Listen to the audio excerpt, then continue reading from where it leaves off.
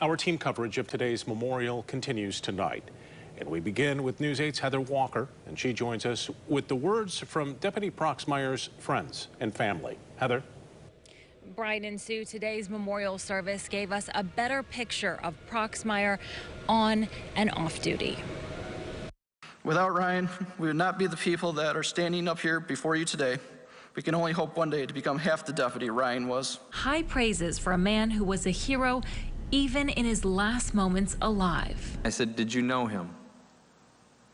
And they said, "No, but we were at the Shell station getting a Subway sandwich that night, and he and his friends made us safe by warning us of the danger and getting us to take cover." Saving lives during the last call he would answer as a sheriff's deputy. He would often ask me to go on a ride along with him. He'd say that I'd like what I saw, that I'd get to see him interact. I already liked what I saw. His wife of 15 years spoke today, giving us a glimpse of the kind and funny man she fell in love with while trucking together across the country. I would joke with him that, I can't stay up past 9:48 p.m. But the truth was, I wasn't brave enough to go. I didn't want to see what he had to face every night. According to his fellow midnight shifters, Proxmire was never afraid. Proxy would work and push so hard that he had his cruiser, number 55, sounding more like a monster truck than a police cruiser. Hearing the roar of that car coming towards you was even more reassuring than any sounds of police sirens when you needed help. Always the first to answer a call. What a good son. I'm so very proud of him and what he has done. Leaving a lasting impression on his family, friends, and this community.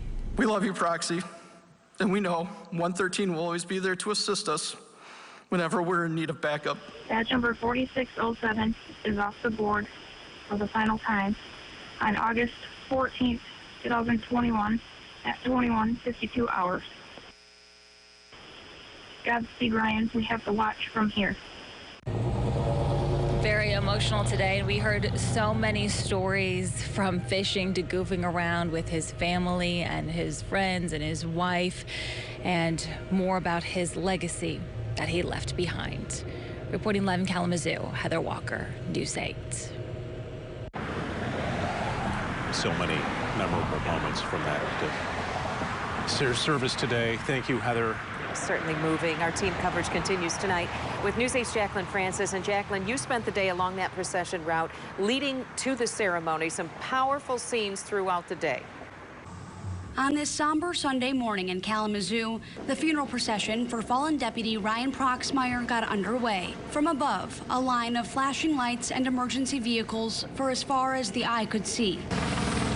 On the ground, an outpouring of support, especially from those with loved ones in law enforcement. For the parents of 3 police officers, it wasn't lost on them that this could have been one of their own. It's a heart-wrenching experience, and knowing that at any one given time that could be your child that's out there.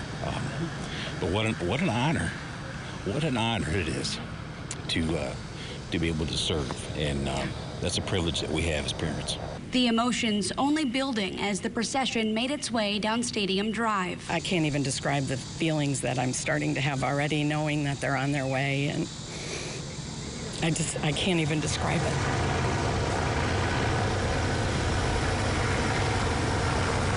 And then a moment of silence as the crowd watched the hearse carrying Deputy Proxmire's remains pass by, rounding the corner to Miller Auditorium. With his hand over his heart, a retired police officer took in the moment, waving to his fellow brothers and sisters in blue.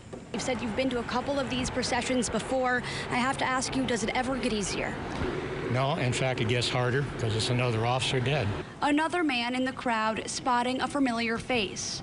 His younger brother waving hello from a Kentwood police cruiser. He's wanted to be a police officer since he was just in his diapers. So to see him out there supporting our fallen police officers is hard to see, but also makes me feel really proud of him. When the procession ended and the crowd cleared, many headed home with a heavy heart and heightened appreciation for those who protect and serve our community. Just continually pray for their safety and be thankful when they come home off duty. We're all family. We're all family. Be thankful. That's Jacqueline Francis reporting. There are several ways for you to support the Proxmire family.